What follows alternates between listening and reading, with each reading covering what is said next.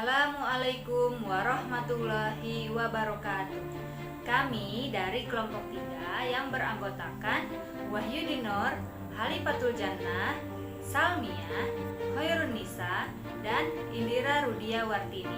Ini kami akan mempresentasikan mind map tentang World of Government di era transformasi digital sesuai dengan potensi lokal dalam kegiatan Latsar CPNS BPSDMD Provinsi Kalimantan Selatan golongan 3 tahun 2021 angkatan 24. Simak ya.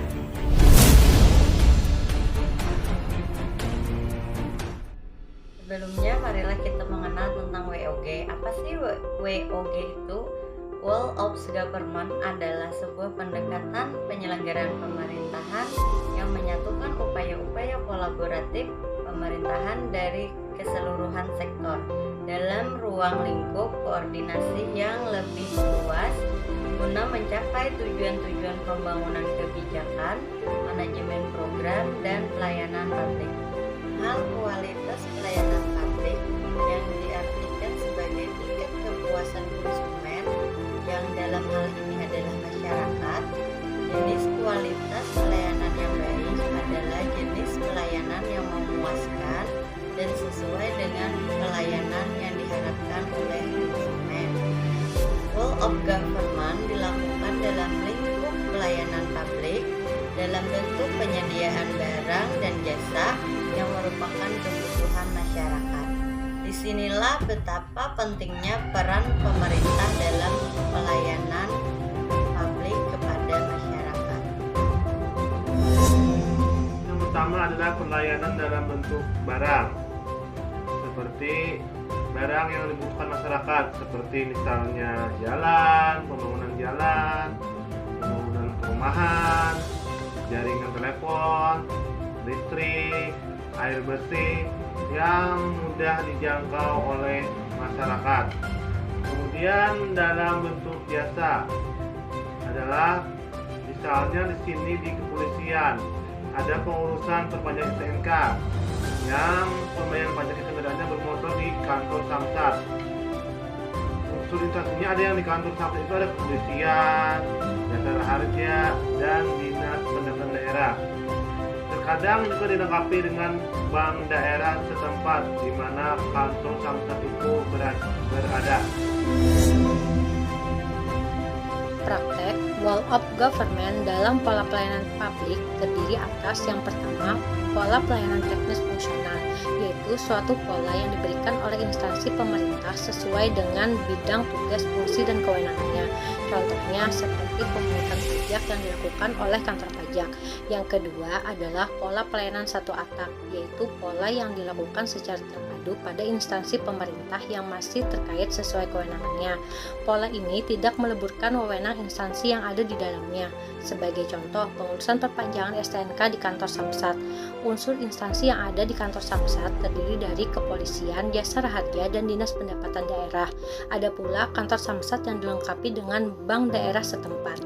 Selanjutnya, pola pelayanan satu pintu merupakan pola pelayanan publik yang dilakukan secara tunggal oleh instansi berdasarkan pelimpahan wewenang dari instansi terkait yang bersangkutan. Contoh pola ini adalah pengurusan perizinan di kantor BKPM.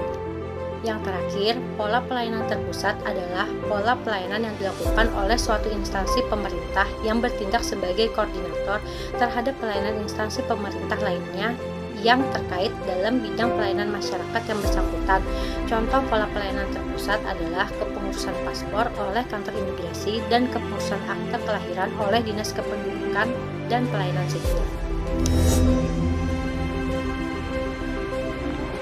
Selanjutnya adalah penerapan World of Government di Kabupaten Hulu Sungai Tengah, yaitu antara lain yang pertama, MSI BPJS Kesehatan adalah merupakan titik layanan berupa mobil yang dilengkapi dengan infrastruktur pendukung operasional, pelayanan peserta untuk pendaftaran, perubahan data, cetak kartu, dan pemberian informasi serta penanganan pengaduan. MSC yang diselenggarakan BPJS Kesehatan ini sangat berguna untuk mendekatkan masyarakat dalam mengurus segala administrasi.